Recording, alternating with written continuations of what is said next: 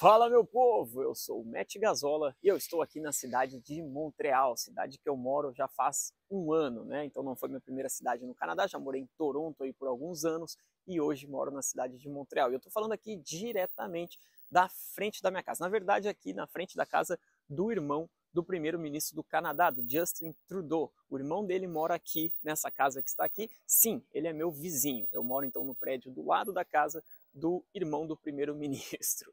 Então vamos lá, pessoal. Vocês estão vendo aqui essa neve, eu sei que é um desejo de muita gente vir aqui para esse país e hoje eu quero tratar do assunto como você aumentar as suas chances de ter um visto de estudante aprovado aqui para o país. Vocês já sabem, quem me acompanha aqui, não tem discussão. O estudo aqui no país é uma das maneiras mais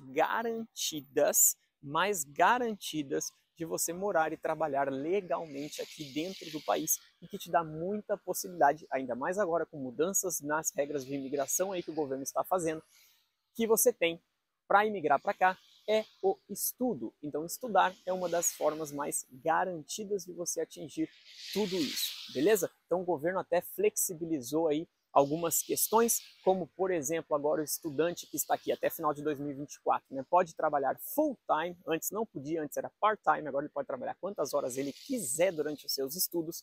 E a outra é que ao aplicar para o PGWP, ele já pode, tendo qualquer tipo de emprego, pedir o visto, né, a extensão do visto de trabalho aberto para o seu cônjuge.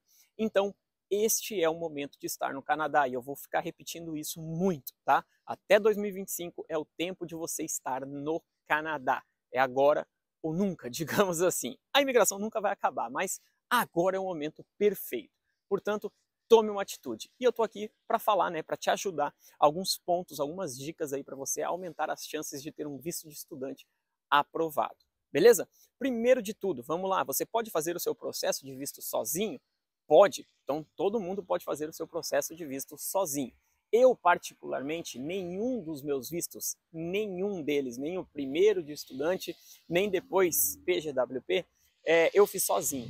Todos eu utilizei um serviço, uma assessoria de consultores aqui no Canadá, ok? Por que isso? Primeiro, porque eu não queria a burocracia de ter que ficar olhando muitos documentos e tudo, porque eu não conheço do processo, então é um processo muito desgastante. E outra, por diminuir, né, os meus riscos de dar alguma coisa errada, ou seja, de aumentar ainda mais as minhas chances, porque sou eu que nunca fiz um processo de visto ou um consultor que é acostumado a fazer milhares de processos e que faz isso por anos, né? E um consultor regulamentado de imigração, inclusive, ele passou por uma faculdade aqui dentro do país nesse quesito. Então, é melhor, eu prefiro pagar e entregar na mão de alguém especializado para que ele faça para mim o processo. Mas você pode fazer sozinho. Então hoje a gente vai falar aí sobre esses aumentos de chance, né? Se você vai fazer o seu processo, o aumento das suas chances. Primeiro de tudo aí, dos últimos anos, a gente está tendo uma média de estudantes, de visto de estudantes aprovados para cá para o país, de 500 mil de vistos de estudantes aprovados nos últimos anos aí. Essa é a média que o Canadá está aprovando o visto de estudantes. E a primeira coisa que você precisa saber antes de iniciar um processo de visto é primeiro se você está com os requisitos básicos, ou seja, os requisitos mínimos, que é o quê? Você tem que estar matriculado numa instituição, seja ela uma faculdade, uma universidade, uma escola, que seja designada, é o famoso DLI, ok? Então isso, claro, se você vai numa agência, se você contacta aí, se você vê pelos canais de YouTube, esse aí eu já tenho algumas questões. Mas se você encontra aí pela internet alguém falando sobre essas instituições, muito provavelmente ninguém vai divulgar uma instituição que não seja designada. Então nesse ponto, quando você fecha uma instituição, basicamente pode quase certeza que está tudo certo quanto a isso. Mas tome cuidado, beleza? Essa é mais aquela quando você encontra alguma instituição aí barateza, nossa, olha que achado, e aí isso não é designada, não tem DLI, né? Aqui no Canadá você já tem o seu visto negado de início. Então essa é a primeira coisa. A segunda coisa, você tem que conhecer a comprovação financeira mínima necessária para você conseguir poder abrir o seu processo, porque se você aplicar com uma comprovação financeira menor do que a mínima exigida para o Canadá, já era, beleza? E aqui nesse ponto é importante eu falar, não significa que se você tiver a comprovação mínima, você vai ser aprovado. Por quê? Porque aqui no Canadá, ou como qualquer outro lugar do mundo, não existe processo de visto com 100% de garantia de aprovação, beleza? Isso você tem que entender, seja aqui ou seja em qualquer lugar do mundo, ok?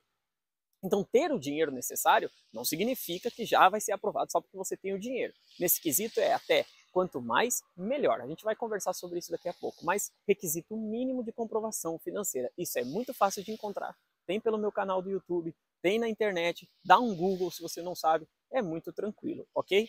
Então vamos lá, esses DLI e comprovação financeira mínima. A outra questão, exame de saúde, exame médico. Então o Canadá, para o visto de estudante, ele vai pedir um exame médico. No de turista você não precisa, mas no de saúde ele sim vai pedir. Então você vai fazer um raio-x do pulmão, vai fazer exame de urina, vai fazer exame de sangue, e o Canadá vai verificar essas questões. Não precisa se preocupar, então, doenças pré-existentes aí, elas não são motivo de negativa de visto, ok? Então você não pode pensar que o Canadá vai negar porque você tem uma condição de saúde já. Isso não pode, tá? Digamos assim, porque senão o Canadá estaria sendo, como digamos assim, preconceituoso. Então não tem problema quanto a isso, mas obviamente, na hora do seu exame médico, quando fizer ali uma consulta com um médico, né, você tem que deixar claro que você tem já uma condição de saúde pré-existente. Então, 3 pontos já mínimos. Quarto ponto, dependendo do país onde você estiver, o Canadá vai exigir a sua ficha criminal. Não é o caso do Brasil, ainda bem. Mas eu tive casos de estudantes que a gente aplicou do Japão, porque você também pode, então você pode estar em qualquer lugar do mundo e a gente aplicar o seu visto de estudante, independente de onde você estiver, e no Japão pediram a ficha criminal da pessoa para conferir, né? Aconteceu isso com dois estudantes. Eu já trouxe para o Canadá os 6 estudantes que estavam no Japão, 2 foram pedidas a ficha criminal, beleza? Então isso é importante, no Brasil não precisa se preocupar com isso. Ok, vamos lá, agora vem os dados interessantes. Eu vou passar para vocês aqui umas estatísticas de negativa de visto. Quando você aplica para o visto, e aí vem, né, e tomara que isso não aconteça com você, mas quem já passou por isso, ou quem ainda vai aplicar e quer saber como funciona, vem uma carta se você tem esse visto negado, e nessa carta vem alguns fatores genéricos ali, né, algumas coisas genéricas que o oficial de imigração levou em consideração. 77% das negativas acontecem por causa que o oficial de imigração não está convencido do propósito da sua viagem, ou seja, ele não acredita que você vem de fato estudar aquilo que você vem fazer. Na verdade, não seria nem o que você não vem estudar, vamos entrar na cabeça do oficial de imigração. Ele não acredita que de fato você quer estudar aquilo. Ele acredita que aquilo ali que você está vindo estudar é só para um plano de você estar aqui dentro do Canadá.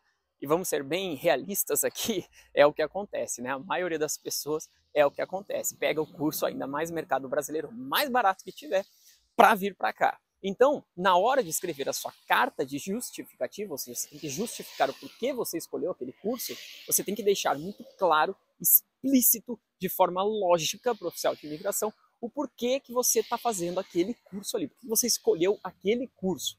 E aqui já cai um mito, tá, pessoal? Muita gente no Brasil acha, quando vai com agência também, fala assim, não, você não pode contratar um curso que não seja da sua área, tem que ser da sua área. Eu já expliquei isso 1000 vezes. Não, porque você pode mudar de área. Todo mundo um dia pode querer mudar de área, desde que você consiga justificar o porquê você está fazendo essa mudança de área e o porquê você quer esse novo curso. O que é arriscado é quando você é uma pessoa com nível de educação muito alto e você quer fazer um curso, ainda mais na mesma área, num nível de educação mais baixo. Por exemplo, você é mestre em odontologia. Então você tem a formação de odontologia e você é mestre com especializações em odonto. E aí você vem e aplica para um higienista bucal ou alguma coisa assim, né? Um assistente de odontologia. Aí o Canadá vai olhar e vai dizer, não, você não quer fazer isso, porque você já sabe, já trabalha anos nesse mercado, não é isso que você quer fazer. Então esse é o ponto, isso é 77% das negativas de visto. Vamos lá, o próximo fator que mais negam vistos aí. 26% das estatísticas, né, mostram que a estatística, né, 26% de negativa acontece porque o oficial não está, ele não acredita que você vai sair do país após o teu período aqui de estudo e PGWP de trabalho. Se não tiver o PGWP só do estudo. Então o oficial, ele não acredita que você vai sair do país. Isso aqui é realmente revoltante, ainda mais para mim, que trabalho com isso. Eu não entendo por que o Canadá faz tanto programa de imigração, né? Tem tantos caminhos aí que te levam à imigração. Eles eles priorizam quem vem estudar aqui no país, porque essa pessoa está aumentando o seu nível educacional, está investindo dinheiro no país, está conhecendo o mercado canadense. Então eles priorizam os estudantes para futuras imigrações aqui dentro do país. Mas quando você aplica para o seu visto de estudante, você tem que dizer que você não quer ficar no país. Você tem que dizer, você tem que escrever e justificar que você vai sair do país após terminar o seu tempo aqui. Eu acho um absurdo isso, já deu algum bafafá por aí. Eu lembro que em British Columbia, Saskatchewan, os ministros já reclamaram sobre isso, mas enfim, é o que tem que fazer. Então você tem que ser claro que você vai sair do país. E tem muita gente que não coloca isso muito claramente na carta ou não se enrola para dizer sobre isso. Qual que é a maneira, né, mais simples de você mostrar que você vai sair do país? É demonstrar vínculos com o Brasil. Então você demonstrando que você tem vínculos no Brasil, mostram que você, olha, oficial, eu tenho realmente que voltar para o meu país porque eu tenho estes vínculos que me prendem ao Brasil. E essa aqui é uma questão que abre muita discussão, porque muita gente, o que é vínculo, o que não é? Por exemplo, eu tenho uma moto, eu tenho um carro, isso aí é vínculo? Não, porque se você se desfaz disso muito facilmente. Então não é vínculo. Vínculo é você ter, por exemplo, familiares mais velhos, pai, mãe, avô, avó, que necessitam de cuidados de você. Então isso pode entrar como um vínculo. Você ter um imóvel no Brasil, que é mais difícil de se desfazer, isso é um vínculo com o Brasil. Então tudo que você conseguir mostrar que te prende de alguma maneira ao Brasil, é bom para você nesse processo, beleza? Então essa é uma dica bastante aí na hora de usar vínculos com o Brasil. Agora a questão financeira. Você, como eu te falei, tem que aplicar com o mínimo necessário. Sem o mínimo, você nem passa nem oficial, nem olha o teu processo. Mas se você tem um mínimo só, é arriscado.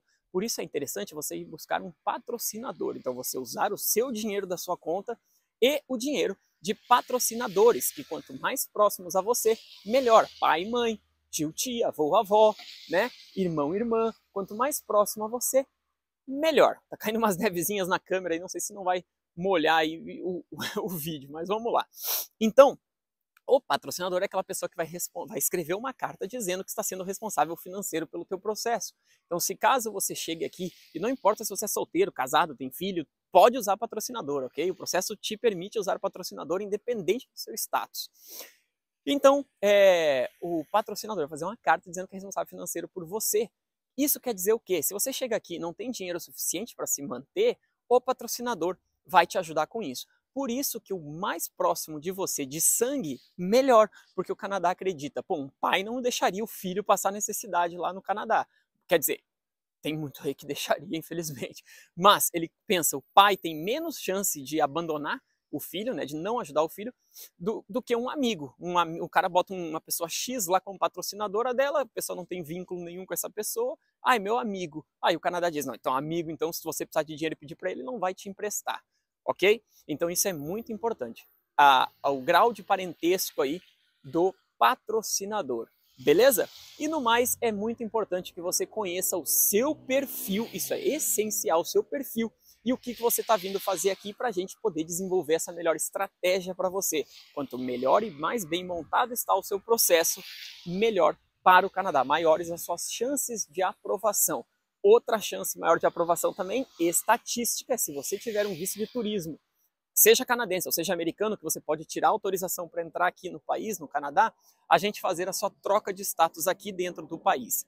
Sabendo fazer, tendo uma equipe profissional que faz essa troca de status, é um processo muito tranquilo. Estatisticamente, é muito maior a taxa de aprovação de uma mudança de status aqui dentro do que você fazer diretamente do Brasil, tá bom? Por que eu sei disso? Consultor regulamentado de imigração que trabalha comigo, paga todo ano uma tabela, né, onde vem todas as estatísticas dos consulados canadenses ao redor do mundo com as taxas de aprovações e reprovações. Beleza? Então é muito mais simples a gente mudar o seu status do que você aplicar direto do Brasil. Mas para isso você tem que ter um visto de turismo, seja canadense já, ou seja o americano, e você tira o ETA, Autorização Eletrônica de Viagem, para entrar aqui. Beleza? Se você quiser um direcionamento completo aí, entender o seu perfil, conversar comigo, no meu site você pode marcar isso, tá aí na descrição, mattgazola.com. Repare como que se escreve meu nome para não escrever errado, beleza? Eu só vou atender até metade do ano, porque depois da metade do ano eu não atendo mais, ok? Eu vou viajar para depois voltar em 2024 aqui para o país. Então eu vou viajar, não estarei atendendo aí num período de 6 meses. Eu só vou atender até a metade do ano. Então não perde tempo, ok? Atendimento comigo, e depois do atendimento você tem contato do meu assistente, da minha equipe, na verdade inteira, pelo WhatsApp diretamente para ir tirando as suas dúvidas. Beleza? Então corre lá no meu site, marca uma conversa comigo. Eu sou o Matt Gazola, a gente se vê na próxima, se cuide e um abraço.